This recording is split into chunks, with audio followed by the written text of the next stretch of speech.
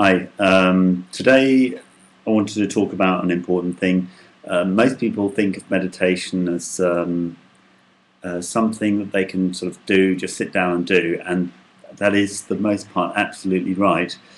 I had a couple of important experiences with two people who could really do, Tai Chi meditation, Tai Chi men meditation very well, and had experience. But they were not being careful with a couple of small points. One is a story of a woman who was practicing Tibetan Buddhism, and she went and bought in Strasbourg something called a juju, which is a wooden puppet surrounded with metal bands, and this had been used in a black magic voodoo kind of ritual to capture an evil spirit. Now, I don't know if there are evil spirits there or not, but certainly there was a negative energy inside there, and she was meditating in a room where a very powerful, energy was there that was very negative, and she was getting sick. Basically, what you can learn from that is you really should be careful about the origin of certain, tribal things, tribal artifacts you get. I don't necessarily believe this woman was told it was a good fortune thing. That was not the case for her in any way, shape, or form. And it was actually very challenging, very difficult to get rid of. I had to call in a friend of mine for help. The second story was a friend of mine thought he'd be very clever, and he's a lovely fellow. He went and got something blessed by somebody, but the person who blessed it was actually very sick. And because they were very sick, and he's very sensitive, he went and picked it up and immediately felt very sick from it. He was thinking it'd be very, very good because this guy was very good at meditating. The guy's very good at meditating, but he wasn't working at, say, putting a specific energy field in the object. He would just bless it, and there's nothing wrong with, essentially there's nothing wrong with sick energy. But it's like you and I, there's nothing wrong with being ill, except when you are ill, you're always going, well, I don't like being ill. Yeah, be careful of also, these blessed objects. I mean, I've got a wonderful blessed doje from the Dalai Lama, and I was very lucky to be able to give very precious doje to people I think are very super. And I'm absolutely, when people have touched it, they've gone, wow, this is amazing, and I feel that as well. So please don't think that everything, all these artifacts are wrong. That's not the case whatsoever. Third story, this very brief story, was a chap went to the British Museum, thought he'd be clever and test the chi of the Egyptian artifacts that were used in the pyramids, basically to keep out grave robbers.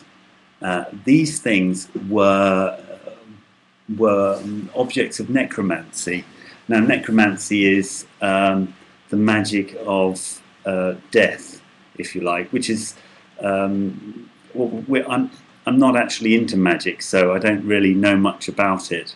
I've got a couple of books, so it's not really saying a lot. But when he touched it, he immediately started feeling sick, and a terrible cold energy went up his arm.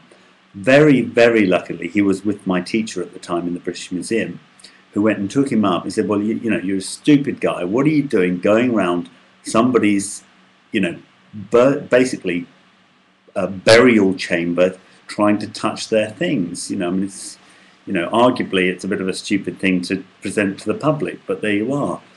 And he took him up to the, I don't know if you've been to the British Museum in London, There's an absolutely amazing fresco of Kuan Yin, or Avalokitesvara, which has the most amazing aura, the most amazing energy field around it.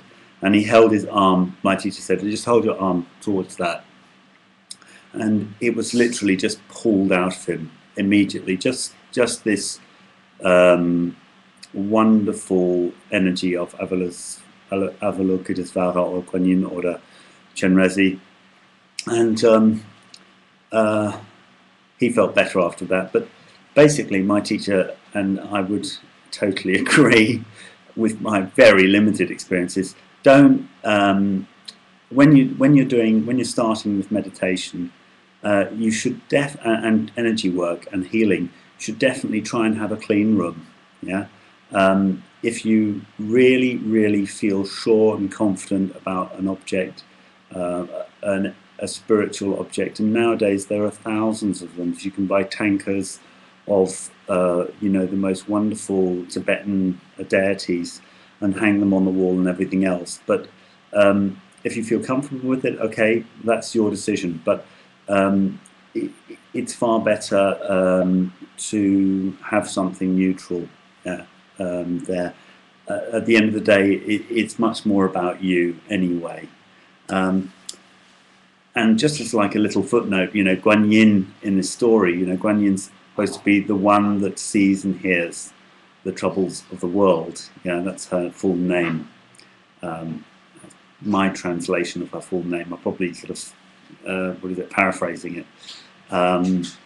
So just this seeing and hearing and being totally centered, if you like, that was, for me, that was what healed Fred's arm, of Fred. I'll call him Fred for the sake of, anonymity. When he had that energy from the pyramids, as it were. Okay, well, hope you don't think it's too weird or scary, but just responsible to give you this information. Okay, have a wonderful meditation today. Bye.